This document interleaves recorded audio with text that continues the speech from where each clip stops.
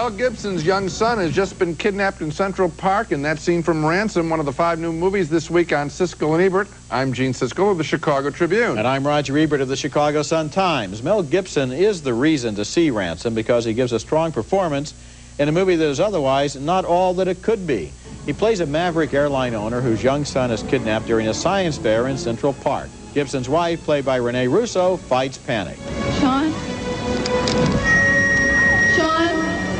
Sean Mullen, please come to the judge's stand. At first, Gibson is prepared to pay the $2 million ransom asked by the kidnappers, and he's ready to follow instructions from an FBI kidnapping expert played by Delroy Lindo. We set, go!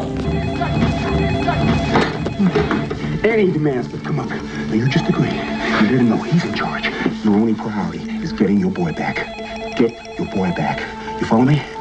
Now, you've got to give us some time, Mr. Mullen. You have to speak to your son, ask for some sign that he's alive. Any information you can get. Then tell him he has an allergy. He has some medical condition. You want to know what kind of weather is he in? Is he indoors? Is he outdoors?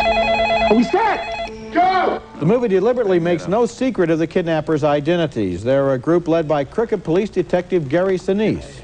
Oh, you get me a lawyer, right? You get your own lawyer. The kidnappers include his girlfriend, played by Lily Taylor, and others who debate what they'll eventually do to their captive. Man, Clark, you never said nothing to me about killing no kids. Do you understand what is going on now? You do not joke with this kid. You don't play with him. You don't talk to him. Don't talk to my brother, He's not your pet. This is real. Meanwhile, Gibson becomes absolutely convinced that the kidnappers have no intention of ever letting him see his son alive again. So he conceives a desperate plan. This is what waits for the man who took him. This is your ransom. But this is as close as you'll ever get to it.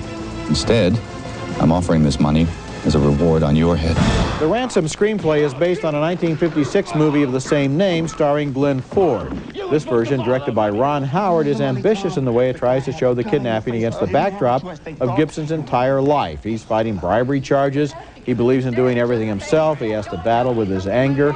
All of those elements add up to a rich performance by Gibson and a story that's entertaining without, however, being absolutely riveting. I was disappointed, for example, by the final confrontation scene between Gibson and Sinise, which I thought with better writing and editing could have generated a lot more suspense.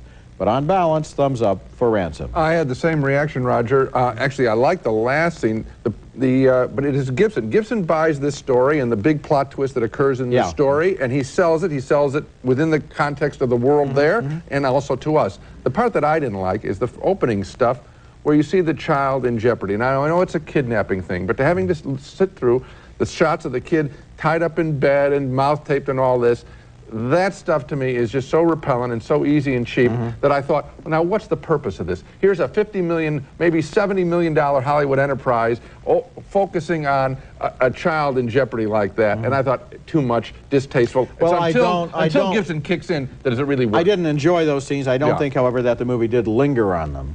As for the end scene, which you liked, I felt that Gibson, one of the problems is it takes him too long to figure out what's going on, and there's just about 2 shots too many of his eyes narrowing as he looks over at his son and figures something out. And I felt that that scene, which was supposed to be the payoff, could have been better edited. I like that, and I like the scenes that follow that. The finish, I think, is